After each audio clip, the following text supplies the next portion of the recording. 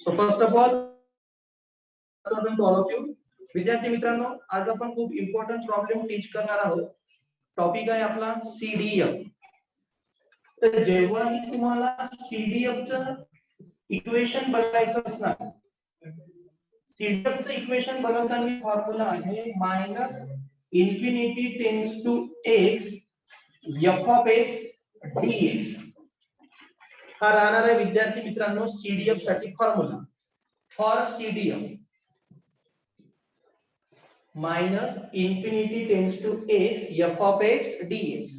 आणि या लिमिटचा यूज करून आधी तुम्हाला सीडीएफ चं इक्वेशन बनवावं लागते आणि एकदा इक्वेशन बनवलं तर मग तुम्हाला सीडीएफ च्या व्हॅल्यू काढाव्या लागतात. ओके,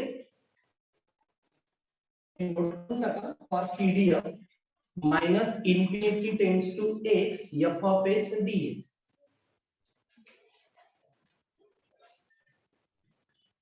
आणि आता प्रॉब्लेम लिहूया. नोट करा problem. given the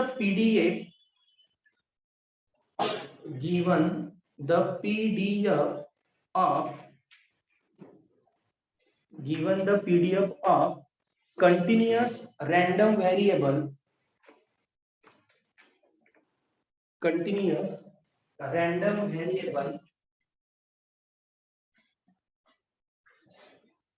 as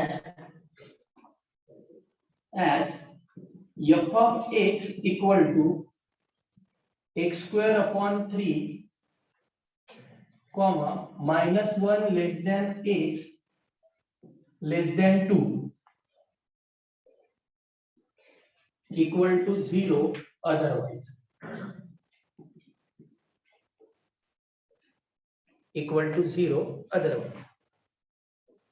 Determine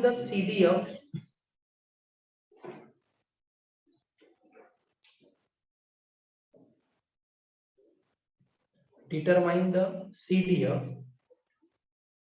and hence find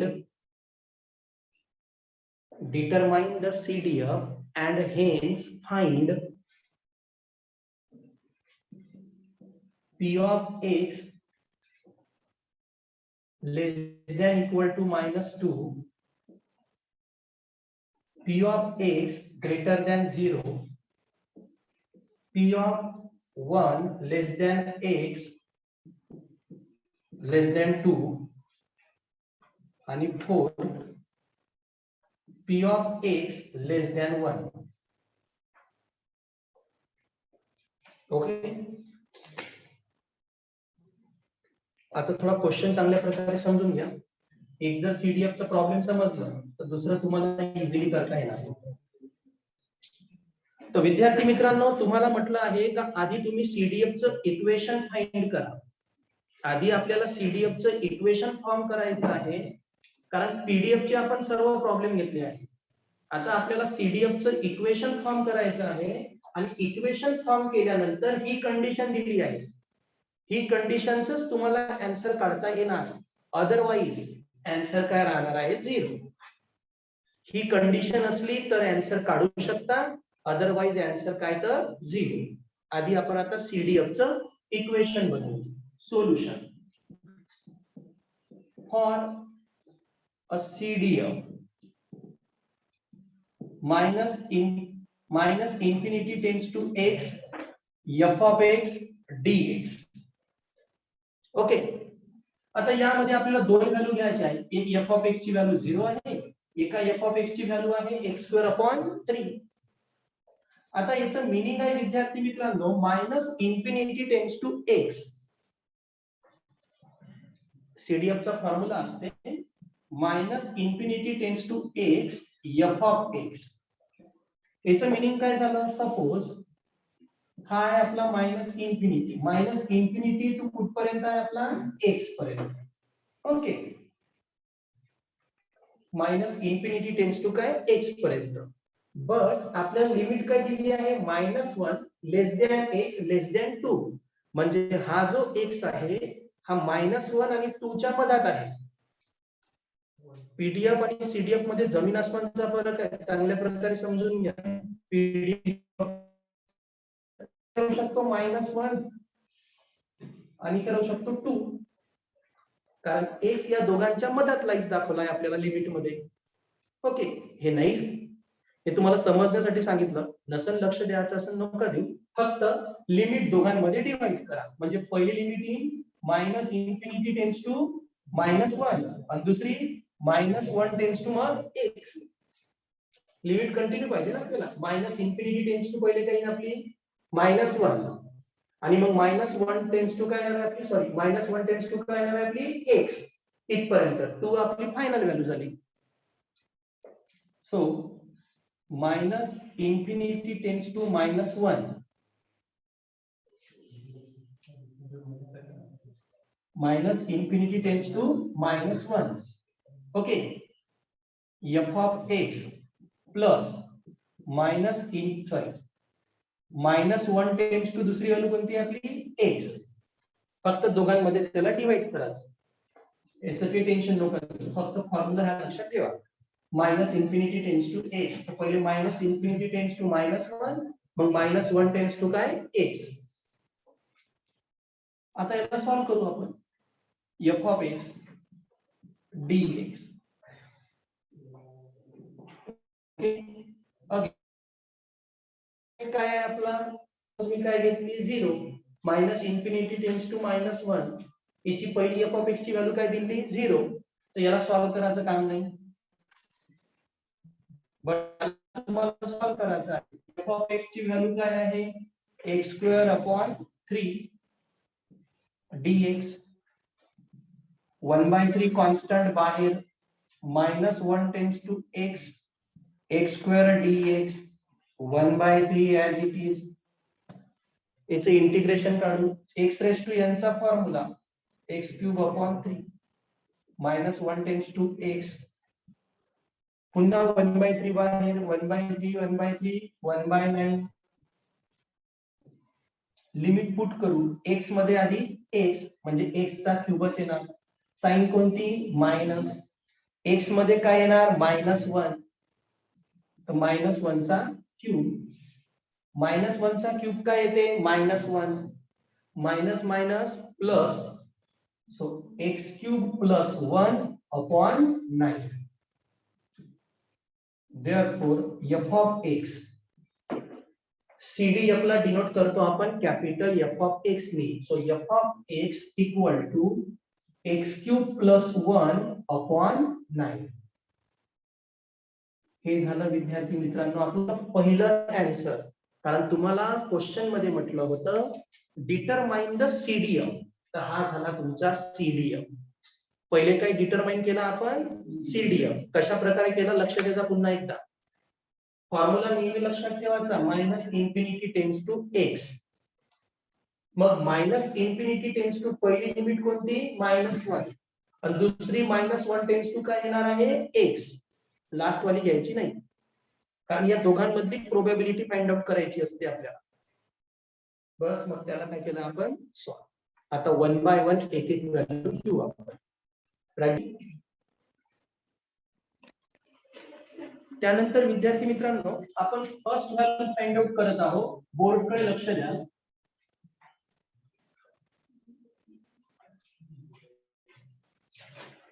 आपली जी पहिली व्हॅल्यू आहे ती आहे p of x less than equal to -2.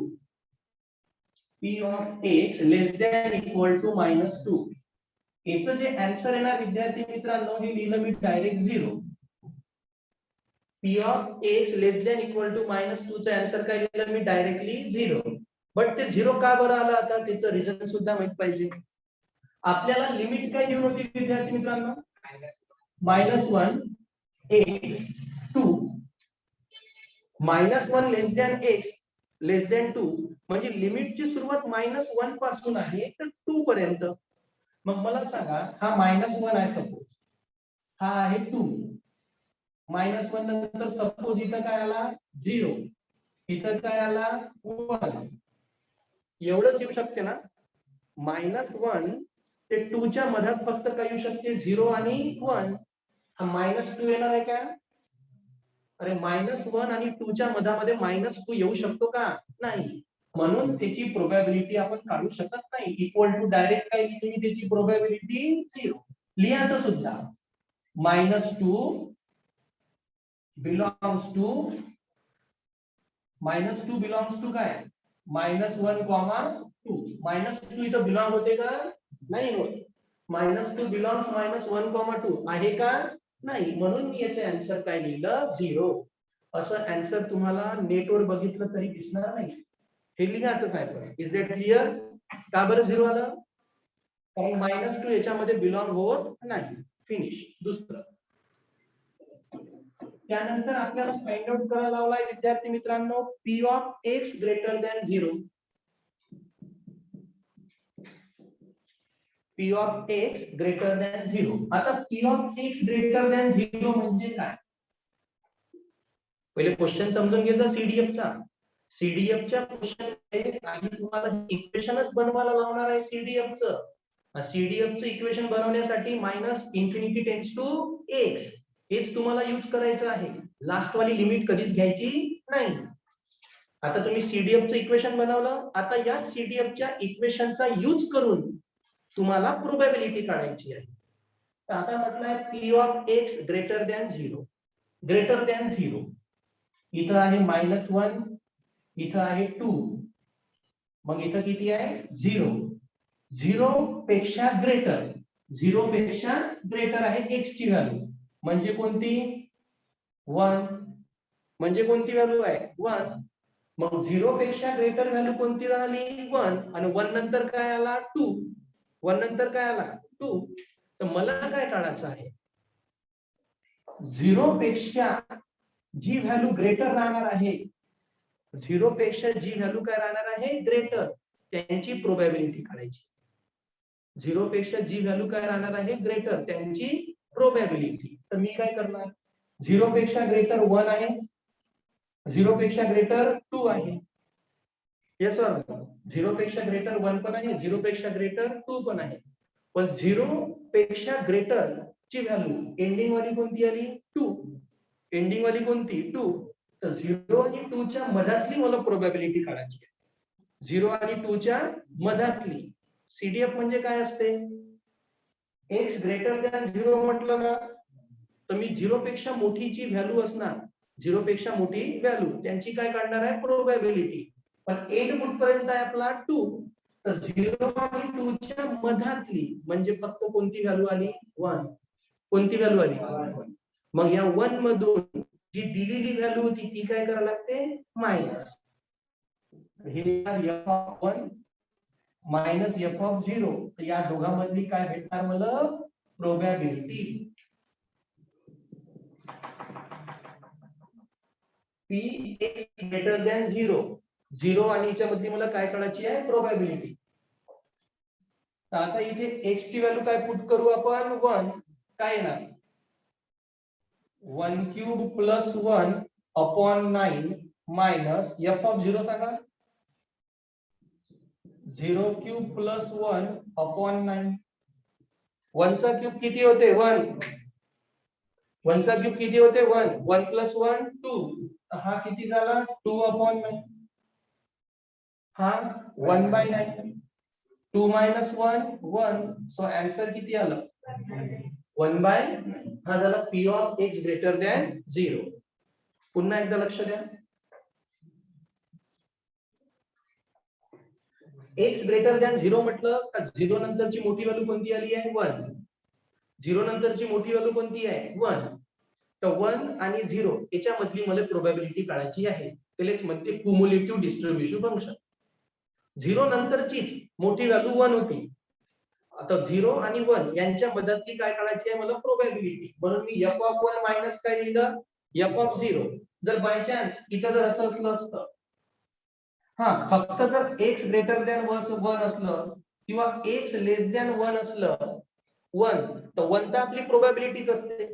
तुम्ही कशाचीही ऍडिशन करा, प्रोबॅबिलिटी नेहमी किती येत असते? 1. तर याच्या वेळेस फक्त तुम्हाला f(1)च लिहायचं आहे. ते ग्रेटर दॅन असो ते लेस दॅन असो, याचं मिनिंग डायरेक्ट काय होत असते? f(1). सपोज ही लिमिट आहे आपली 1 पासून 4 पर्यंत. केअरफुल लक्ष द्या, 1 पासून कुठपर्यंत 4. आणि तुम्हाला विचारलं p of x greater than 2, p of x greater than 2, तर 2 नंतर कोणती व्हॅल्यू होते? 3. तुम्ही 3 आणि 2 मधला काय घ्या? डिफरन्स आणि त्यांची प्रोबॅबिलिटी. म्हणजे काय आलं असतं? f of 3 minus f of 2. Is that clear? Yes or no? जसे इथं काय आहे? x ग्रेटर दॅन 0, तर 0 नंतर कोणती व्हॅल्यू येते? 1. तर मी काय लिहिलं? f of 1 minus f of 0. Clear? Okay. Second, हा झाला फर्स्ट, हा सेकंड. थर्ड व्हॅल्यू कोणती आहे? p of 1 less than x less than 2. याचं तर टेन्शनच नाही. असं जर दिलं असलं तर इथं डायरेक्ट सॉल्व्ह होते. 2 मधून कोणाला मायनस करायचं आहे? 1 ला. 2 आणि 1 मधली प्रोबॅबिलिटी काढायची आहे. तर f of 2 minus f of 1. चला, x मध्ये 2 पुट करा. 2 cube plus 1 upon 9. 1 cube plus 1 upon 9.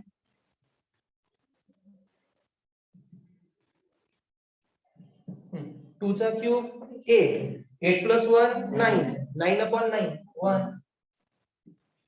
1 cube 1. 1 plus 1 2. 2 upon 9. 9 1 जा 9. 7 by. Is that clear? Note down this fast. Last find out करायचा आपल्याला. जी लास्ट व्हॅल्यू होती ती होती p of x less than 1.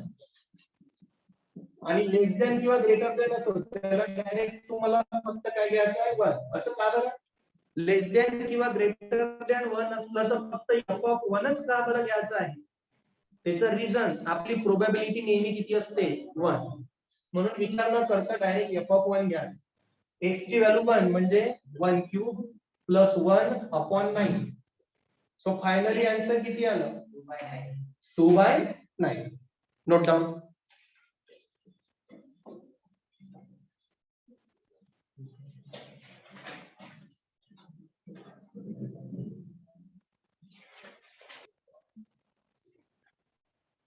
The following is the PDF. The following is the PDF of continuous random variable.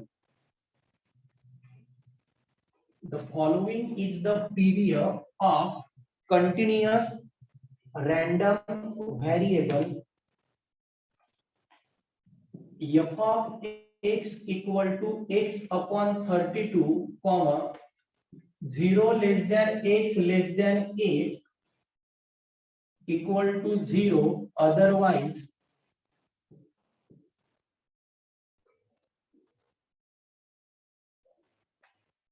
number 1.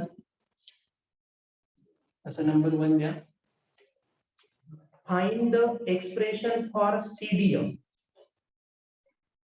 Find the expression for CDF.